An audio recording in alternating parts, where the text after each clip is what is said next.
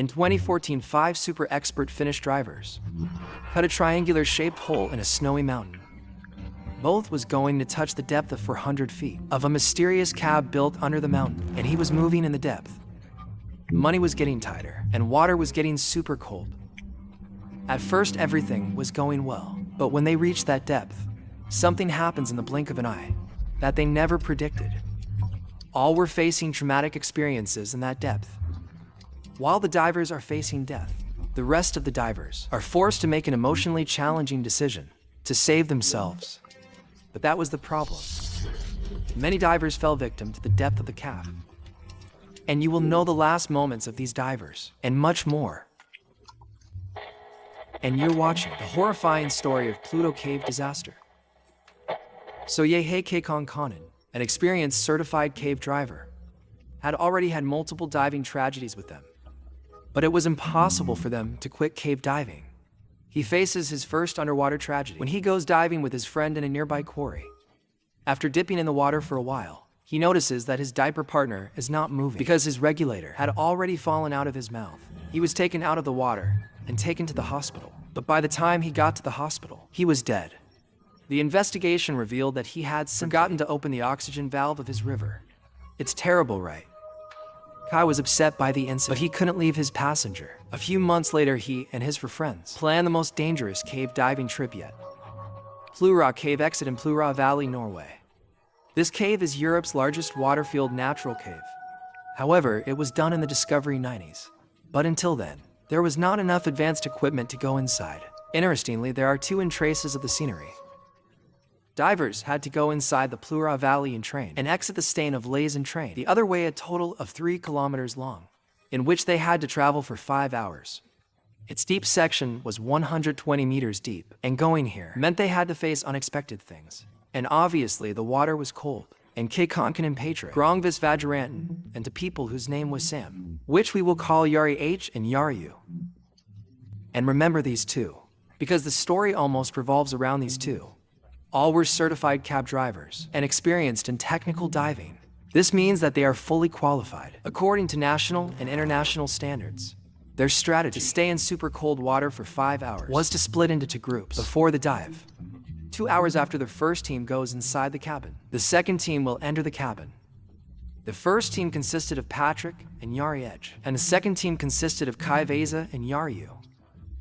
The simple logic of going inside the cabin in a gap of 2 hours was that, after the first team went inside, the shielding would be in the water, and it would take a minimum of 2 hours for the shield to be stable back to the bottom. At 12 p.m. on February 6th, Patrick and Yari cut the ice into a triangular shape and both go inside. But the water inside was crystal clear. In fact, he was able to see the stones clearly, at a depth of 60 feet below, a good start to a bad accident. He also brought an interesting gadget, underwater scooter, which was very useful because it allowed divers to dive faster and did not waste much energy of divers. He was using an advanced glow circuit gear to breathe. Basically, Ray Breezer is an advanced device that refines the driver's air. It filters out carbon dioxide from the air and adds oxygen to it, and then the driver can use the same air back. And because of this system, the driver can stay in the water for a long time. But then it was important for the driver to be aware, because this causes big problems. That was a big problem. Hypercapnia occurs when the rebreather does not work properly and does not remove the diverse excreted carbon dioxide. This increases carbon dioxide in the blood, which reduces symptoms such as dizziness, confusion, and fizziness. And we all know that the more complex the device, the greater the chances of it functioning. The 2 divers had slowly made their way to a linear chamber of 500 meters and now had to turn down to a depth of 120 meters. Are they facing you? And the real test starts here. They were moving in depth. The place was becoming more and more crowded. The roads were getting thinner, and the water was getting colder. There were cracks in the walls all around. Even a small stone injury could have caused death. Finally, he had come to the deep area of the cave, which was also the most narrow. He attaches guidelines to the divers behind him so that his team can recognize his signature.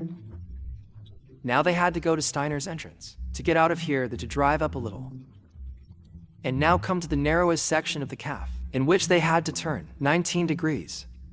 Extremely difficult. First, Patrick crosses this place, and as he was going forward after crossing, he sees that Yari Edge is not with him. Behind it, his headlamp was also turned off. If it wasn't a concern for Patrick, he crosses back down the 19-degree section.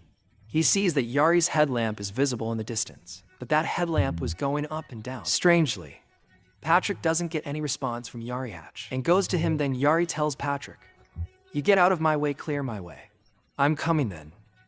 Patrick notices that the rope of Yari's scooter is stuck by a stone in actuality, and he's panicking. However, Yari similarly forcibly removes the rope from the stone. However, he was repeatedly asking Patrick for a backup oxygen tank, and while Patrick also gives his breather to 3 times, and when Yari was finally switching back to his ray breather slips out of hand and falls into the water quickly. Patrick hands him his ray breather and presses the first button, but Yari was in the panic stage by this time. He accidentally drank too much cold water. As soon as this happens, Yari's face starts to change into a terrible look. Patrick had figured out the situation. He knew he couldn't survive now. All this was happening at a depth of 120 meters, underground in extremely cold water. Patrick had stayed in this depth for a long time, and now he was bound to die here. He now makes an emotionally challenging decision. He will leave Yari Edge here and come out quickly. But he couldn't get out of here. Because of the decompression stop, Patrick quickly looks into the dip computer and understands that it is now going to take 400 minutes to get out of here. While before their incident, they were supposed to take only 120 minutes to comply with the VIP computer. That means Patrick will have to slow dive more than ever, and that's what he has to do. To prevent decompression sensation, the driver is basically required to stay in depth for a long time, which increases the pressure on his body, causing his body tissues to absorb more nitrogen. The longer they stay in depth, the more nitrogen will be absorbed into their tissues, and battery has to travel slowly so that nitrogen can get out of his body safely. If they stop for 1 minute at a depth of 100 meters, then they will have to go by slow dive for 10 minutes more. And if battery tries to dive even faster by mistake, then they will get decompression sickness. Nitrogen absorbed in the tissue will rapidly begin to form bubbles in the form of gas. Bubble will rate the blockage in the body, from which Patrick was slowly going up the stairs while diving, and emotionally his mind was bursting as to how he could leave his friend alone. The Edge family in Finland will be waiting for it. What will he call it?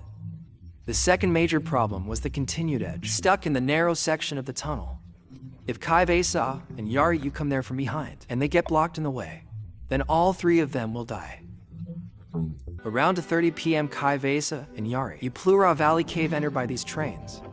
Kai Kankin was running behind these 2 drivers, so that if there were any complications on the way, he could assist from behind. The 3 of them were slowly progressing forward, and within just 20 minutes, they had completed the journey of 500 meters linear chamber, and after this they had to go towards the depth below. Strategically here, Patrick and Zari had already placed some extra oxygen cylinders in these cases of emergency. However, Visa felt that there was no point in carrying extra oxygen cylinders inside. He said he would complete the journey in just 4 hours. However, they then take the weak stock serial cylinder with them. Yes, unknowingly he had taken a right decision that was going to be truly beneficial. Until now, all 3 caps had missed reaching the depressed area at a depth of 420 meters here. Vesa had to go on the way up. But you know the section was particularly narrow. He was unable to move forward because of his cylinder. And even worse, one of Base's wings was badly entangled in a rope. Vesa and his team were getting delayed here, and they were getting frustrated here. He was already delayed for 5 minutes. That is, they have to go to Rafali by driving solo for an hour. Somehow Visa resolves this situation and moves forward. And as he was moving forward, he hears a strange beep sound from the dive computer. The whole room was buzzing. Visa continues to be in love after seeing today's dead body. Era's lifeless body was stuck at a 19-degree bend of the cave, which was also blocking everyone's path, which was delaying them even more. Behind, many tasks were struggling with nitrogen narcosis. He was basically dizzy from being in such depth, and in the midst of this confusion, he observes those who were in a worse condition were panicking. He was repeatedly switching, inconsistently, between his closed circuit gear and open circuit gear. Slowly switching, his body no longer had any strength left. The equipment of the issued you had done the stool function in such a depth, and they become victims of the depth of the agony's cave. By now many people had understood. that the situation has worsened much more, and now they have to take a critical decision. The road ahead was blocked, and he had no other option but to turn back. Ask them to come back while suffering a panic attack. In a 19-degree bend section, he was inhaling more oxygen than normal at one time. To cross that section, they crossed by removing all their gear, tools, and oxygen cylinders, and then wear their gear back and move upwards. They have moss. There was no time to listen to them and go back, and so far they didn't have much oxygen left. How did Kai save his life? He had turned on the way back to Baba, leaving Jai. Sorry you, but many did not know how much oxygen he had left. Does it have enough oxygen for a 400-minute journey? So, he disagrees that he will move a little faster while taking the risk of decompression sickness. It's better than drowning here. The battery was also facing the same dilemma. The battery of battery's equipment was also getting low, and he now had to decide whether he would use a thermal vest to stay warm, or he would use an underwater scooter to move forward. They decide that they will use the scooter instead of using the thermal vest, so that their energy will be saved. They were also kicking themselves forward, with their feet keeping them warm. Money diving behind Patty was going on in the gill, wondering how he could go on, leaving his friends alone to die. Emotional burdens and a desire to get out had finally led Kai to the long airfield chamber, but he still had to travel 500 meters. Reaching the airfield chamber, he was thinking that the rescue team will come here to save him from the rescue mission, but there was no guarantee here of the rescue mission. In the same condition, they had no other option but to move forward. And then in the end, their underwater scooter also functions as a stool. All three men were diving slowly due to decompression sickness. Everyone was fighting to get to the surface. Expectations seemed to end because the road was not taking the name of ending. Kai had the last cylinder of oxygen left.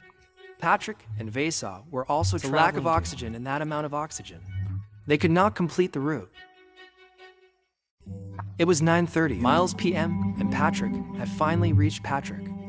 After a difficult 8.5-hour type, Patrick was full of enthusiasm, but he still stops near cave for the rest of the team. He was searching in the bag for something to eat when he saw that Vesa was also coming out of his head, shining in the dark.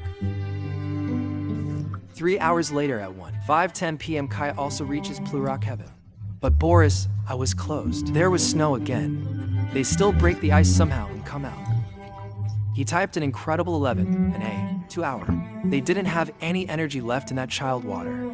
They go to there and start the engine, turn on the lights, and collapse on the floor of the van. From the other side, Patrick and Vessel also change their clothes and come to the van. Then they see that the engine of the van is on. And when they open the gate of the van, they see many are lying on the floor of the van, shivering from the cold. All three stay in the hospital for several days, and despite staying in the hospital for so many days, the ESA was dry and continuous walking. He felt a mysterious, stinging sensation all over his body. All three divers were traveling worst case of anxiety. It was impossible for them to call horrible experience. News of the accident had spread throughout the city, and Norwegian police were investigating it. Both Jerry Hatch and Jerry were killed in that horrific incident. His family needed his body somehow. The divers of the local authority go to the cab for the rescue of the two.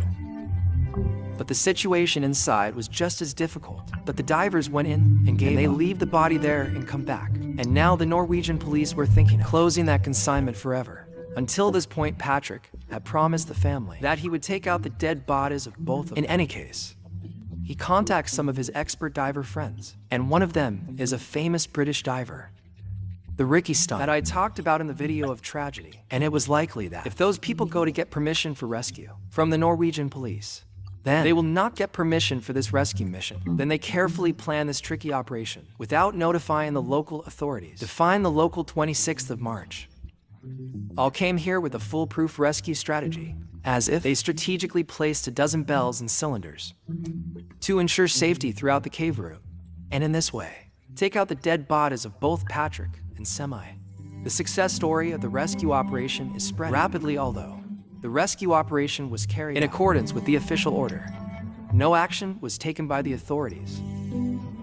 A few months after this operation, Kai Visa and Petra leave for another adventure. He was preparing for weeks of cab diving, expeditions to France and Spain.